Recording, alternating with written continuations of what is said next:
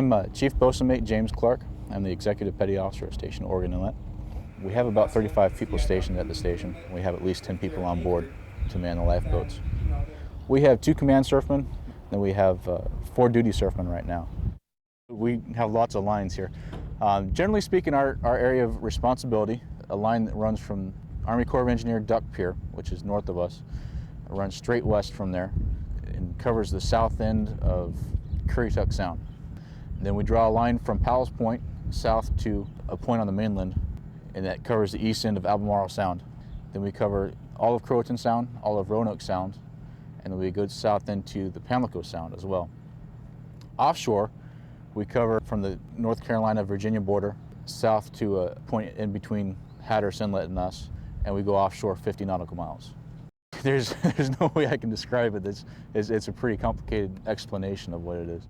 We have four vessels assigned to the station. We have 2 motor lifeboats, the 47-foot motor lifeboat, which is our heavy weather asset and offshore asset.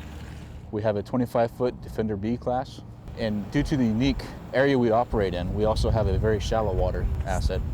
It's actually a Carolina skiff. It's a 21-foot open skiff and only draws about 2 feet of water, which is very important because of all the shoaling we have in the area. The biggest benefit is that it's a fairly recreational area. There's lots of things to do outside, places to go by boat. There's the beach, of course, warm water during the summer. The big thing about that is it actually changes from week to week. A lot of people come down and will rent houses for a week, and then they go back to their homes. One of the biggest challenges we have is the constant shoaling in all of the channels. It actually shoals up to about 3 feet of water if it's not maintained by the Army Corps of Engineers. All of the channels have to be maintained. There is constant dredging going on in our area of responsibility. During the winter months, we get a lot of nor'easters that come in. That's when we do our heavy weather training mostly. During the summer months, if we have offshore hurricanes, we do get some swell size, we can go actually and do our heavy weather training. We have our own fuel supplies, fuel stores I should say. That way we don't have to rely on trucks coming down to refill our boats or sending our boats to someplace else. This is obviously important during hurricane season. In the event a hurricane does come through and disrupts supply routes, we have enough fuel on board we can actually respond. Behind me you can see the multi-mission portion of our station. It's the building that houses all of our operational functions and our barracks. Well, this is our lookout tower. From here we can see quite a few different places. You see that small town up there, that's Wanchese. There's an agent navigation team there. It's actually on the south end of Roanoke Island. The lighthouse is Body Island Lighthouse. It's one of 2 that's in our area of responsibility. This is our communications room. Right now we have Auxiliaries Butcher on watch. He does a lot of volunteer work for us. This is kind of the nerve center for any cases. We have telephone lines that come in here, radios that we're responding to in here.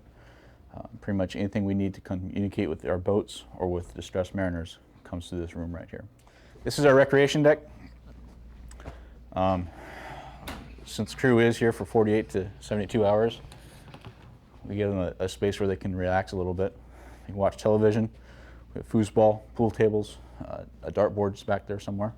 This is our dining facility with crews living on board all the time. We serve 3 square meals a day, breakfast, lunch, and dinner.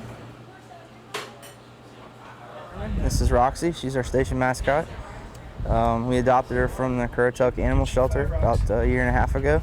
Possibly a lab German Shepherd mix, but they're not real positive. It's hard to tell. And how old is she? She's about 3.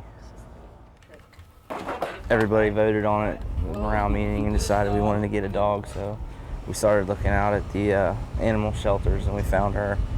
She brings a lot of smiles to the guys. You see, she figures she gets a new family every couple days, changing out with the crews. She's a nice addition to the station.